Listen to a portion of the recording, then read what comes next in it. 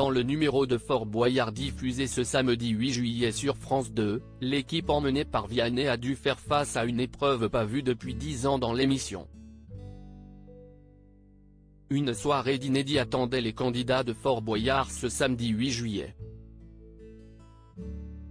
Parmi les personnalités n'ayant jamais foulé le sol de l'édifice, les téléspectateurs ont découvert l'humoriste Az, l'acteur Alexis Michalik et le joueur de tennis Jo-Wilfried Tsonga.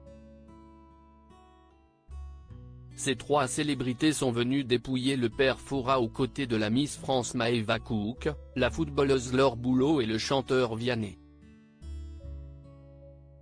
Si l'on connaissait déjà ses facilités à vaincre les épreuves les années précédentes, l'interprète de Beau Papa a impressionné tout le monde cette saison après être sorti victorieux d'une cellule qui n'avait jamais été remportée.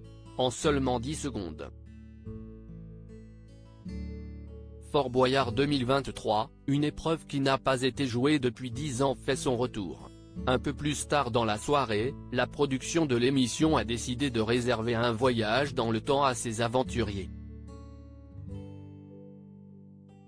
L'équipe de Vianney s'est retrouvée face au débarras, le nouveau nom d'une épreuve qui a pourtant fait les belles heures du programme puisqu'elle a été jouée pour la première fois en 1990, à l'heure où Fort Boyard était encore diffusé sur Antenne 2.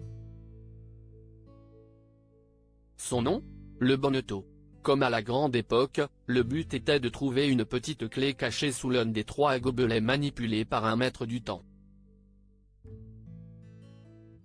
Ce challenge a été joué lors de chaque édition de 1990 à 2013, sauf en 2001 et 2002.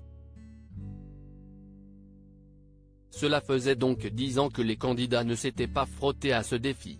Alexis Michalik face au bonneteau dans la saison 34 de Fort Boyard. Pour être tout à fait exact, le principe du bonneteau a bien été utilisé dans Fort Boyard, mais pas dans une cellule pendant la première partie de l'émission. Depuis 2016, le jeu est proposé au Conseil. Pour jouer la carte de la nostalgie à fond ce samedi 8 juillet, France 2 a fait disparaître son nom au profit de celui d'Antenne 2 et l'ancien logo du programme est apparu. Alexis Michalik, le candidat du jour, a quant à lui revêtu des habits tout droit sortis des années 90. Et cela lui a réussi puisqu'il est parvenu à remporter une clé.